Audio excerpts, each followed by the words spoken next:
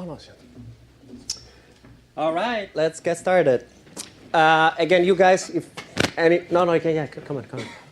If any of you need the translation, outside you can get headphones. Come on in. How can we explain Iene to these guys? They're not Italian. Beyond hyenas. Yeah, beyond hyenas. Well, I'll tell you later what hyenas are. All right, let's get started. The topic of this panel is to talk about innovation. Off a good start. And to talk about innovation, we invited representatives from very different points of view. So somebody coming from the industry, Alceo. Alfonso coming from consulting, so seeing the world from above. And we have an investor as well. So the idea is to start approaching the topic of buying or building innovation, and why does that matter for you guys? So why don't we just hit it off with your personal perspective? What do you care about innovation, and why is that important in your daily job? Let's start this way, Alceo.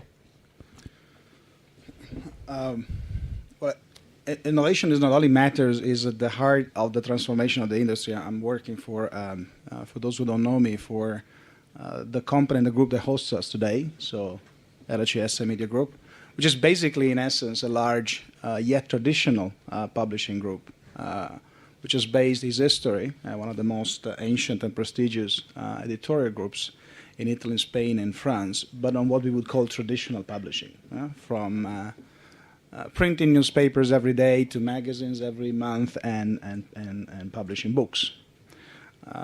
And it's in front of everybody's eyes what's happening in the industry in terms of the change that digital is bringing to the industry. And it's not always a positive change to some extent, because it's truly a shaking at the heart, talking about concretely about business lines. Circulation is going down in terms of paper products.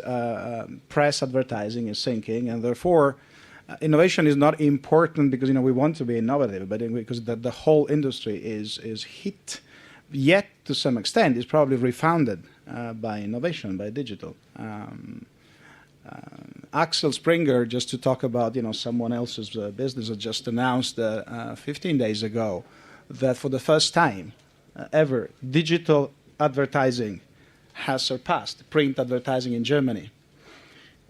And 3 years ago, digital advertising was only 15%. So innovation, to some extent, is for us the only way where we can, and we will actually be, still existing and possibly successful editorial group and media group, 20 years from now. So to make a long story short, we have to innovate because that's what is necessary to survive and to win in the future. So it's not for us just an add-on, just for the sake of doing fancy stuff, but in everything we do, along the supply chain of producing content, packaging content, delivering content, is profoundly impacted by innovation, and therefore either we innovate or we won't be here in the Venture Camp 2020, which I would like to, actually. I don't feel like I can do 2020, I'm sorry, but hopefully it will be somebody else who will pick it up. Before going to the next panelist, tell a little bit more about your job. I mean, do you guys plan to buy innovations, to build innovation? What do you do?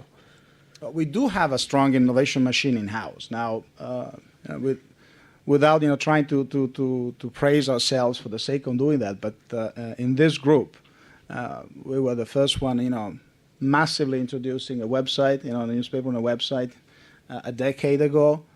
We actually are amongst the largest, amongst the most successful in now having tablet-based publishing products. Needless to say that we have a sizable digital, let's say, advertising business, etc., etc. So to some extent, there is a machine, let's say, an innovation machine, which is at the heart of what we do. Okay, I think we had Ferruccio De Bortoli here, the chief editor, introducing the day. He now has Giulio updating with the numbers, but I think he is now close to a number of Twitter fans, which is more than 20,000. And I think he started weeks ago, right? And we know that Italy is not a Twitter country, so this number in absolute terms is pretty sizable. So innovation is everywhere.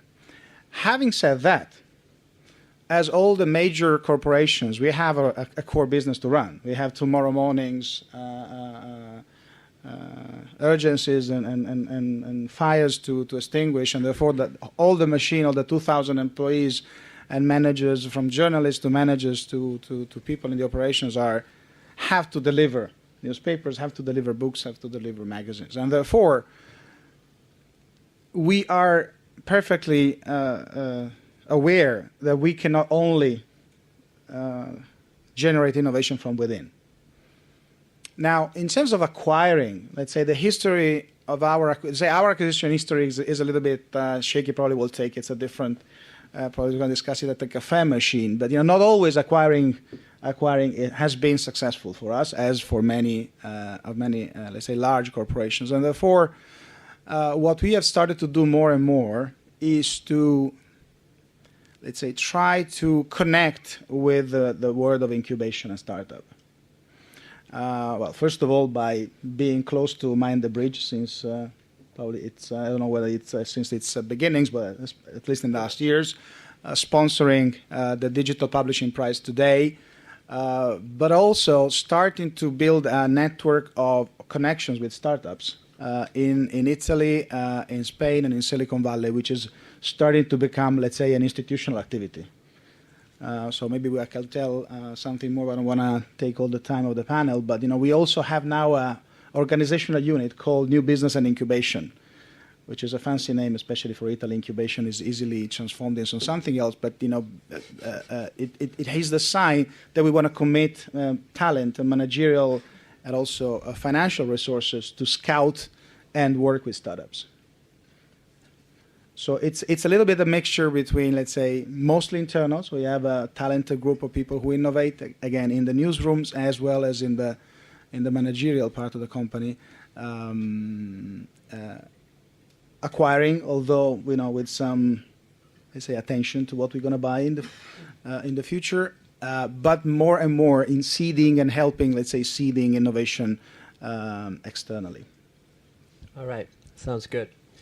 You mentioned Twitter, so let me just take it as the suggestion. If you guys want to ask questions, the idea also during the conference is to be able to interact with the speakers. So we do have Lady Nova. Lady, can you just stand up and...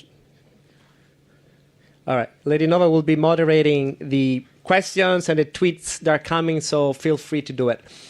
All right. Thank you, Alceo. Alfonso, how is innovation from 30,000 feet? What's going on in the world? What is McKinsey doing? How do you see things moving along, in different areas of the world? Yeah, we try to be a bit closer than 30,000 feet. But so let me give you two 50-50s. So we did quite extensive set of analysis about innovation over the past couple of years to help most of our clients in these topics. Now, our clients are mainly is not the small entrepreneurs, is more the large corporations. Let me give you the two 50-50s that we found.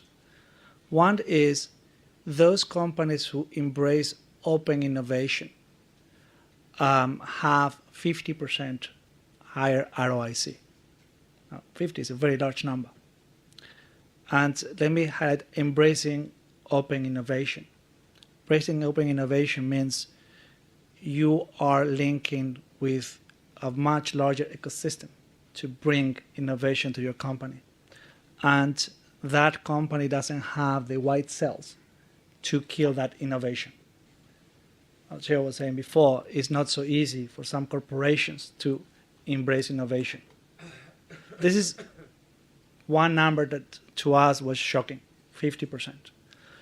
The other 50% was if you look at the past 3 crises and you analyze which companies stop R&D and which companies continue investing even through the crisis, you realize that 5 years after each of those crises, again, those companies who didn't stop the R&D had 50% more ROIC than those companies. Do you want to define what is ROIC? Return on invested capital. Okay. So it's also quite interesting to see that it's in the moments where crisis hits where innovation makes the most difference. And those companies were able to, again, bet on innovation are those who are really successful in the medium term. But I think that for many of the audience here, what the main message is, if you're a small startup, if you're a small entrepreneur, there's a lot of opportunities for you to link with these larger companies who are really hungry for ideas, and they will find very good ways of getting that idea to the next level. All right, great. So we'll talk about what you guys and what you personally do in the next round of questions, because it's more related to government and you know, programs at that level. So I think it's more relevant. Bill, yes.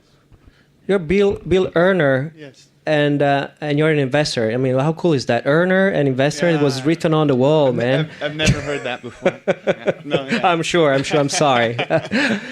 You heard it before. So an investor. So just very briefly, it said that I was with Amadeus Capital Partners, but that was my former employer. I'm now a partner with my partner Pietro Bezza in Connect Ventures, which is a new early stage European venture capital firm. That's great. I see how fast things happen here. So you started with an employee, and by the beginning of the conference, you already found a job. That's pretty cool. I moved very quickly. It's innovative.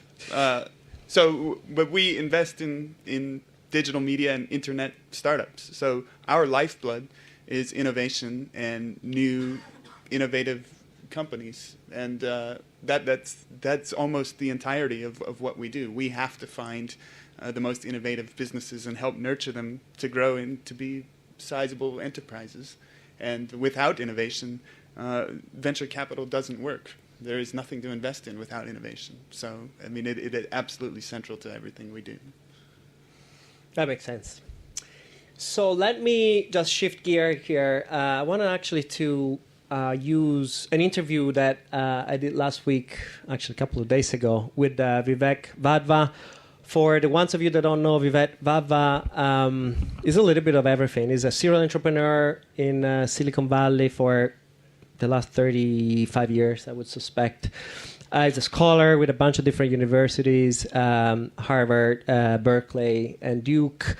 But his daily job is to raise specific issues and how the Silicon Valley model is sustainable long term. So there are a few things that are happening today in Silicon Valley, not only that are kind of making the whole system, questioning whether or not this is sustainable long term. So one big deal is the immigration law and the impact of non-US born entrepreneurs into a country. So it's interesting. We want to shift gear and just try to transpond this kind of discussion onto different countries. So if it makes sense for also our country, for example, here in Italy, to pick some of these challenges. So can you just roll the video? People, you'll become famous here. Go people. I'm sorry, the audio is a little bit bad. We did it, it was actually in China. So let's go.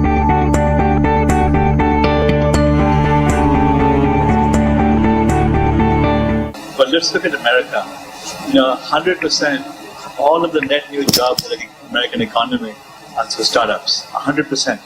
It's the big companies that lose the jobs, small companies create the jobs. And that's where the magic happens. Also, all of the innovation comes from small companies. Big companies really don't innovate. It's the small startups that challenge the big that end up making them think smarter and then put them out of business sometimes. That's where the innovation comes from. So in any country, You need lots and lots of great startup activity.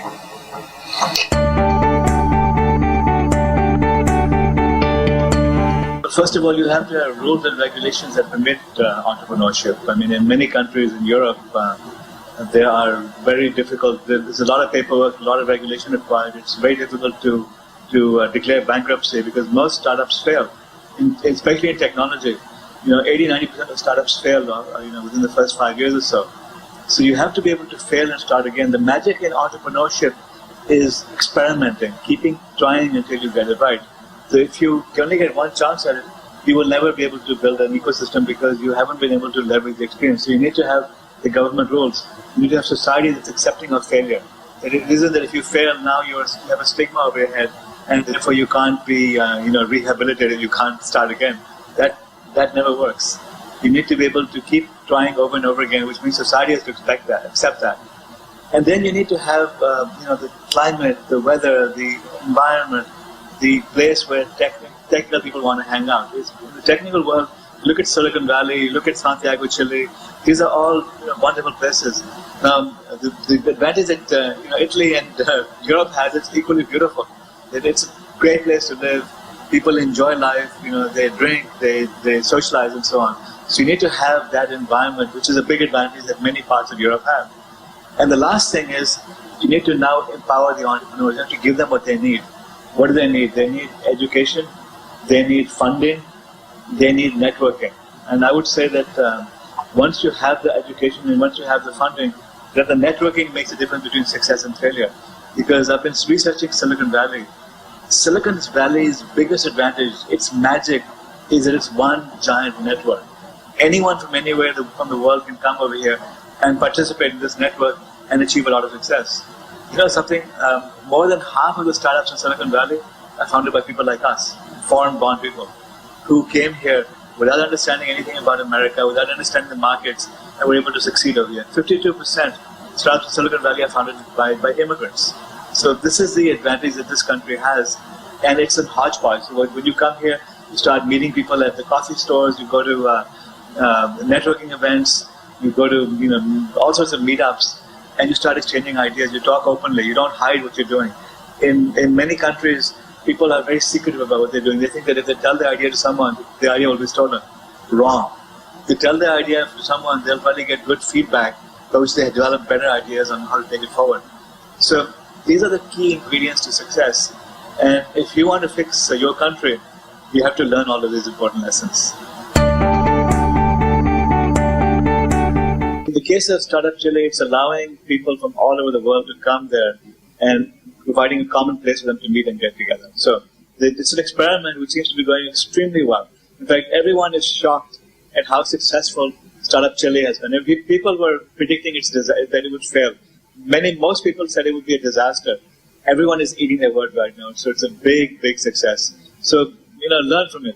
Bring in people from all over and let them do their magic. Enable them, get out of the way, empower them, facilitate, and you'll have the magic happen.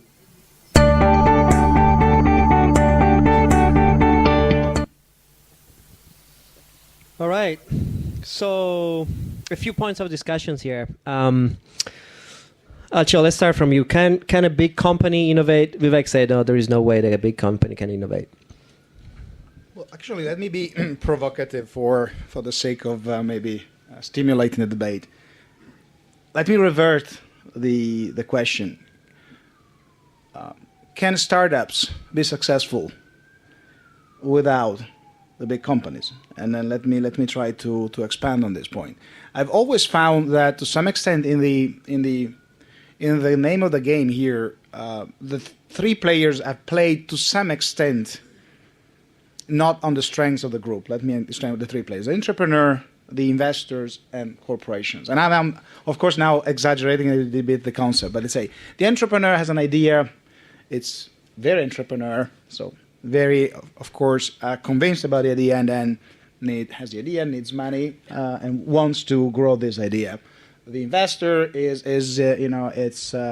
it's a shark who just want to sell after a few years for 500 ROI, and that's correct. And then there's somewhere a corporation who buys or maybe has a financial stake in that just as a financial investment, right? And I'm of course exaggerating the point. What I am finding more and more is that there is a growing awareness that probably that is one of the reasons why the venture capital, let's say, to some extent, if you look at an aggregated picture over the past years, and we had an interesting debate with the European Investment Fund. For those who you don't know, there's a body, there's an investment arm of the European, let's say, Commission, which is investing a few $1 billion in venture capital, and basically since they're a fund of fund, they invest in almost I think 95% of every single venture capital fund in Europe is participated by those guys. So they have statistics which are pretty, let's say, robust. And so if you look at the ROI or whatever type of financial measure over the years, the curve is pretty embarrassing in terms of course, yes, there are been investments which have been very, very successful. Those who fail with an average, I think, is around some 5%, which is not terrific. Now, and talking to those guys and to many other people, suddenly we all agreed that probably that exaggerated description of how the system works, so there's an entrepreneur, there's an investor, and then finally somewhere there's a corporation, is probably a model that didn't pay, at least in Europe. And that rather big corporations that are eager of getting ideas. We heard it from Alfonso from the interview you just showed. The entrepreneur, yes, has a good idea, but what about testing these ideas in a real business environment through big distribution channel with large audiences, and maybe a venture capital which has more strategic guidance of where to invest and what are the trends, thanks to, let's say, a cooperation with the industry, is probably a type of collaboration which didn't exist structurally so far. And so to try to answer your question, I think, yes, so companies like ours could innovate if we found a model whereby we work together with investors, together with entrepreneurs, respecting everybody each other's role. But when you talk sometimes to the startups, you always say, okay, this is RCS, or this is IBM, or this is Ford, or whatever, big company. They look at you with suspicion, as if they want just to deploy you and that's it. Or you look at the financial investors, again, sometimes with people who just want to squeeze money out of you and not necessarily to guide you. So I think I would like to also check everybody's point of view, whether these feelings that we have in RCS, that we need to find a way. A way means also governance issues, because I would be very happy to be part of an incubation or venture capital fund as a general partner, maybe being able to steer the investment, maybe to consolidate the revenues, but that has implications how to do that, the arm's length principle, how to preserve the independence of the entrepreneur, etc. So it's not easy to do that. But to some extent, and I close with this example, we are working with a startup in Silicon Valley. It's called Stipple. Stipple is funded by Kleiner Perkins, is what we consider to be a very interesting startup. So for those who want to go and see what they do, is stippleit.com, because probably the domain Stipple was already taken. Now, we have worked with them to try and, let's say, apply their technology methodology to our websites. And we had to work very hard with them over 2 months because there were a number of issues, technology, process related, etc. In working with them, we achieved, let's say, 3 times the level of, let's say, engagement in this example, or ROI, that technology was bringing, that they themselves have ever experienced. So that is the point I'm trying to make. So in this case, we helped Stipple, if we can say so, to refine their business model and their technology, which they wouldn't have done if they had simply, quotes and quotes, tried to go on the market with the existing solution. So, and that is, for me, something that truly excites me, but we still haven't found the institutional, let's say, way to proceed in terms of investment, governance, rules of engagement, rules of consolidation of revenues, because everybody wants revenues, right? You don't want only ideas. So that's, for me, a theme that I see emerging, and where sometimes even, events like this, sometimes there's a missing actor that is the big groups. What is our role in driving innovation in the startups? And let's just be honest. I mean, without big companies that can acquire startups, the whole model wouldn't work. So there is no exit, and so the whole thing wouldn't. Yeah. And my point is, it's not only acquiring, when a venture capital sells, but it's how to bring corporation. And it's, I've been visiting Telefonica. Telefonica has just announced a seeding program called WERA of $800 million globally in 20 countries.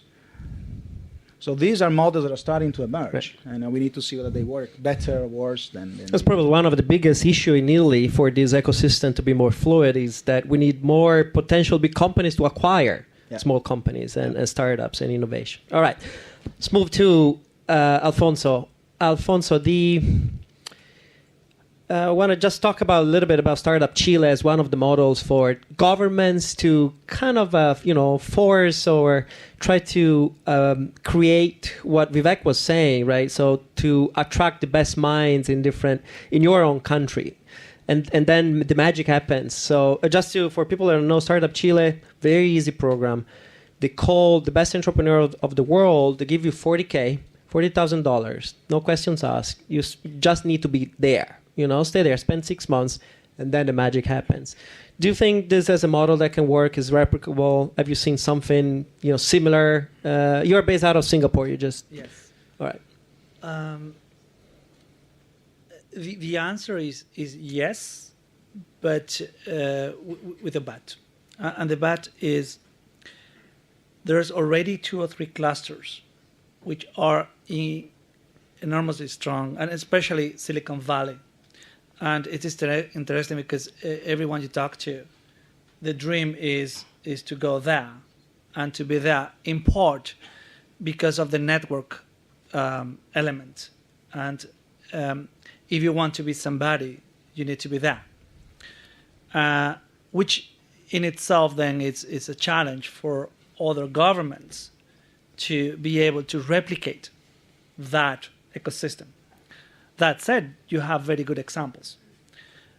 Probably the best example right now is Israel. In Israel, they have been able to come out with a very strong, again, ecosystem of companies in the digital space, very much linked to security, but now moving to other adjacencies. And they have been able to foster all this entrepreneurship there. Alberto was saying something before quite interesting. It's our governments ready to really generate these and to nurture these entrepreneurs or not. And what we realize is that if governments don't facilitate, it's very difficult.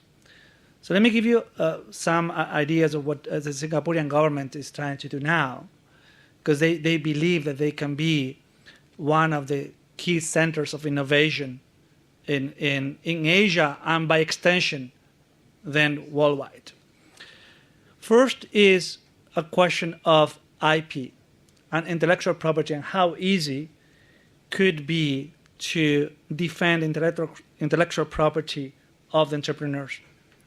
Because what we see is that the risk is not getting the fast followers. That's okay, it's human nature. The risk is losing the IP you're working on. Quite important for the small companies and for the large companies. Second one is how easy is to create a company and how easy is to close the company if the company doesn't work. And again, if you look at a country like Singapore, it's extremely easy to open the company, to close the company. It's not the cumbersome process that was explained before. The third one is how do you make sure that the large corporations are also embracing all this entrepreneurship? What are the tax breaks that you give the large companies to embrace this innovation coming from the small entrepreneurs? And a government can do a lot of things to make sure that that is embraced by the large corporations. Not only tax breaks, but also joint ventures, creating cluster of what they in Singapore call whales. What they call whales of what in the US are calling gurus, of people who are very sharp and experts in one area. And they do that by creating that network around universities. Because in the end, that is one of the most important elements into all this ecosystem, is getting the right talent very quickly. So can governments do things? They can do a lot. What we find right now is Europe getting behind in this race. You have the US clearly ahead. I had to say that what we see in Asia is simply amazing. Not only small countries like Singapore, but what we are seeing in countries like China, India, Vietnam, Indonesia, they're moving very aggressively. And I think that the risk is that here everything is too complex and too slow. We don't have in Europe the metabolic rate required for this innovation. So I'm glad to hear Alceo talking about the initiatives that they are doing here, but it cannot be only a company. If the governments are not helping, it will be very tough.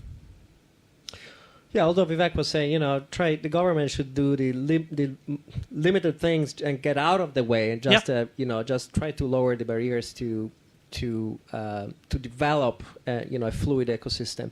So you consult to the Singapore government, right? Is that correct? Well, we work with many governments in Asia. No, yes. in a specific, because we were talking about Singapore. If you were to consult the Italian government, would you recommend them, or the policymakers, let's just cut it to the chase and go simple, to try to replicate a project like Startup Chile?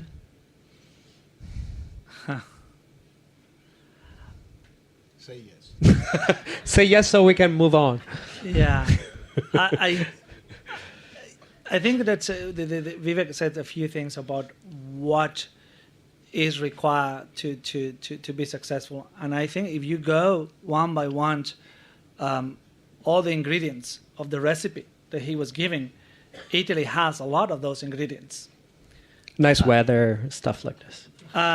You have strong universities, right. You have natural talent from within. The question is, why then people don't?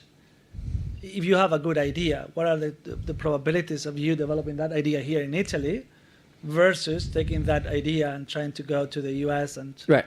Well, let's cut it to the chase. Startup Chile, yes or no? Yeah, sure. Okay, good. Bill, you're American, right? I am, yeah. But you live in London. I live in London. So, my question for you is more, how is the view of Italy from there? And do you think that Italy can survive with the level of innovation that is coming out of here right now? Well, I think the general view is that Italy is quite an innovative country, but maybe not in the industries that it needs to be in the future. So, I mean, if you look at fashion or you look at industry, you look at media, Italy has a very strong reputation abroad. When you think about technology, I think there's a lot of talent here and a lot of good ideas and good companies, but it doesn't have the reputation abroad that maybe it should have. And so I think that something that Italy needs to do is to kind of help work on that. And to build on a package, of a reputation. Because it's there. And one of the things, so you might, I'm an American, I'm living in Europe and investing in technology startups in Europe. It seems a bit strange, maybe. Why wouldn't I do that in the US? Well, I think that in Europe and Italy, the UK, Germany, there are many, many great ideas, many people starting excellent little new companies. And the struggle they have is to get properly up and running and to get properly financed. So there's an opportunity here. There's an opportunity where capital really can help innovation and really can help startups get going.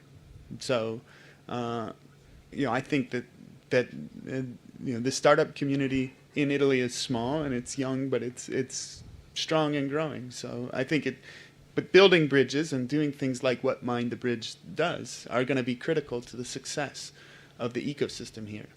Because there are places in Silicon Valley specifically, but even London, where there is quite a bit of know-how and experience about how to build and grow and scale technology startup companies. And Italy needs to draw on that expertise and help bring that knowledge transfer here. So, but you're optimistic, right? So otherwise, probably by you wouldn't nature, be working. I'm in the also business with of being very optimistic. Right. Yes. So you see that there's a perception problem, and I actually totally agree with you. Coming from Silicon Valley, where most of the world lends to try to push their own innovation. Perception is huge, so it's very important. So we've been able to have a positive perception, as the Israeli were able to do, the Indians were able to, is crucial, so that people can open their doors and just expect that things, the magic happens. So that's one of the things that I think as a community we can do, is to create models for also packaging what the best of innovation comes in using models that are well known in international markets, and here probably a little bit less. Although things are changing, we see the average level of the startups coming up is much better, is growing every year, and the packaging is one of the things. If there are one or two Italian startups that become successes that are known on a global basis, right, it changes everything. Right. So we need to work on the success stories. If I may chip in just a second, Marco. I don't know if I'm still on time. Yeah, we still have 5 minutes. I wanted to open to the audience a little bit. Quickly, I think I agree. I would tend to lower the hope that we are putting on governments in general, and in our government in particular.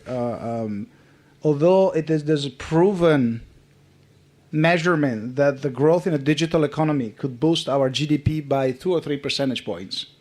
And this has been measured by two consulting companies that compete on each other, Boston Consulting and McKinsey. They both came with similar numbers, so they probably have, to some extent, made it right. So notwithstanding that, there are rumors that in the new, let's say, package of development that the country is now pushing in Brussels, there's no trace of, for instance, investment in infrastructure like Wi-Fi, etc. So this is our reality.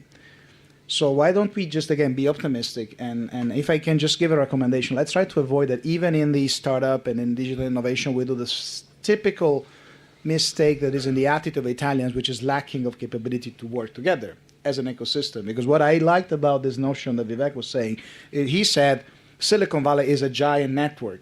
He didn't say, there are, 324 incubators or different universities. It's all one thing. Now, in Italy, we do have a clear case successful story. And I just mentioned a couple because we are partnering with them. One is Digital Magics, which is an incubator based in Milan. And the other one is H-Farm, which is an incubator based in Venice. So these two are two realities, existing, growing, investing. None of them are probably as known by say, the entrepreneurs out there, the public opinion, the investors, etc. So if we start putting together the best of this country, even when it comes to innovation, I guess we can do more. And then if a government comes which understands that they have to do something, let's put it on top. But I wouldn't rely on institutional support. I think there's enough in our, let's say, capability of Italians to try to do things differently. Which I guess it's also a matter of reputation. So let's not fragment ourselves into different parrocchie that don't talk to each other due to personal maybe profiles that do not know. So let's try to build on what we have and promote that, and I think that will be a good let's say leadway for the future. And then if a government comes, much better. Right. All right, let me open to the audience. Still have 5 minutes. And then if there are questions there, if you want to call. We have 5 minutes for questions. So if any of you want to interact with the speakers, do it now. Oh, come on.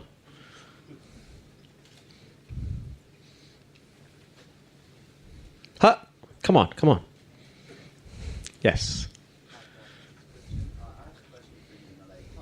Hold on. Mike is coming. Who's Mike? Mike. Hi, I'm an entrepreneur. managing a startup company. It's a web agency. And in a recent article, I was looking at the numbers, in terms of investment in online advertising and looking at the overall media spend. Big companies, talking at, big corporations are a part of the triumvirate, like the three big pieces that you have to have together. And big companies are spending in Italy something around like 10% or less of their media budgets, which is a part of what it could be considered, like some investment in technology. And that 10% compared to a 53% that is spent on TV and media and other type of media, compared to the UK, where for 26 hours per week that people are in front of the TV, they're spending only 27%, and for 12 hours that they spend in front of the internet, the UK companies are spending 28% of their overall media budgets.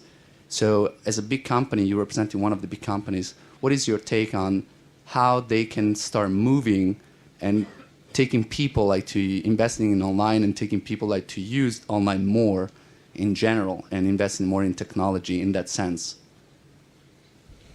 Take that. I'll try to be politically correct. May I? No.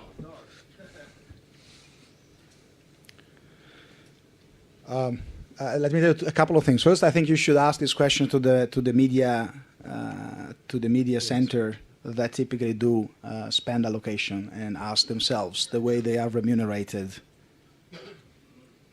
So there's something here, let's say, in the incentive systems in the way people then. So there's something I think wrong in a way. Historically, those who advised company to invest had to some extent, let's say, easier way to make money on large investments in TV than in smaller chunks in digital. That's one thing. There's another thing called particular situation of this country in terms of ownership of different media platforms, which might end up in the future, so that might also accelerate. And third, which is probably the only thing I can talk with taking the responsibility and the blame, I think it always goes back to the fear of innovating. So there's something that I think shouldn't go underestimated in what Vivek said, is 90% of the startups fail.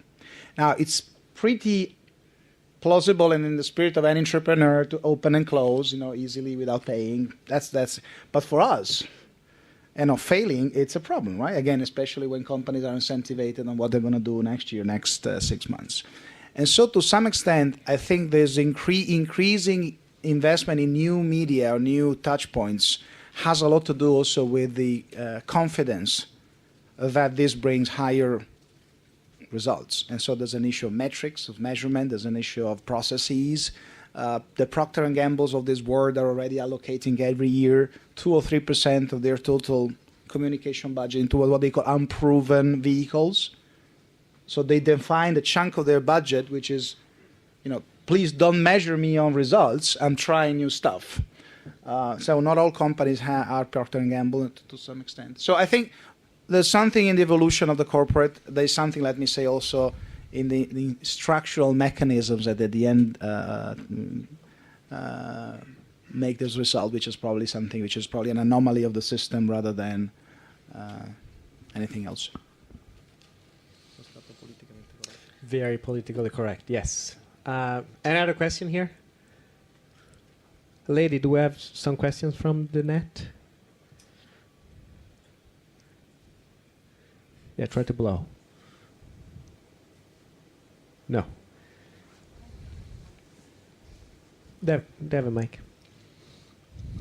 Okay, thank you. So we don't have a lot of questions on Twitter, but the community is really alive and lively. A lot of topics are emerging. In particular, maybe you can discuss about the role of government, because, for example, Andrew G. writes, I think that government in Italy prevents high-growth companies from forming. High barriers to entry and strict labor laws are stifling. And so this is a hot topic, the role of government in the startup and innovation.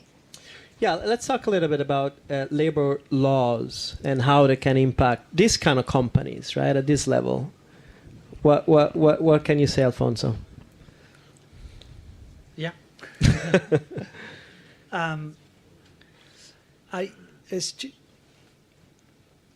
So we're talking about clearly. Again, if you look at countries where legacy regulation in terms of different type of policies, but labor is one of them, hinders startups. That's very clear. It's happening. But at the same time, when you look at the startups, many of them are successful because they're able to go beyond national boundaries. I'm not an investor in the same way that you are, but I'm a business angel, and I have right now investments into 12 companies. One of them, it's in Spain. I'm from Spain originally, and all the software engineers that this company has are in India. I just invested a few months ago in a company in France, and all the software engineers that they have are in Poland. I think that when you start thinking about your own startup, you need to start also not thinking only locally, but thinking internationally from day one. And thinking internationally not only from the point of view of the market, but from the point of view of the talents that you're going to have for your company. So can governments do more? The answer is yes. But in the meantime, what you do is you find ways around it. And we're actually pretty good at that. I just met with people in San Francisco like 2 days ago from Russia. And one of the projects that the Russians are doing is to build an enclave just outside. I don't know if you're familiar with that, Bill. Just outside Moscow. Yeah. And the idea is that the labor law there is different. Is British, is UK law. So is that something, to think of? Try to build enclaves where, there is a different law that you can decide that applies. So, let's get Maldives as an Maldives, right? Well, I think it would be interesting if I don't know if you tie it to a geographical region or if you just say for certain categories of startup companies, immigration, if you need to hire Indian engineers and you don't want them sitting in Bangalore, you want them in Milan, then they should be able to get a visa easily. Or being able to, one of the problems, startup companies hire too slow when they have to guarantee, long notice periods. And people that work in startups are more comfortable with coming in and going out of companies and maybe have the skills where they are employable and they don't need to have guaranteed employment. So maybe you have a law that says for a startup company under a certain size, you can have at-will employment. But build an enclave within your own country where different law applies. That's something actually I didn't even know existed. But I think you could create a category, though, of companies where that applies. You don't necessarily have to say it's inside this 20-kilometer circle outside of Milan. Right. All right, we're out of time, I think. So let's give the panelists a round of applause. Thanks for joining us.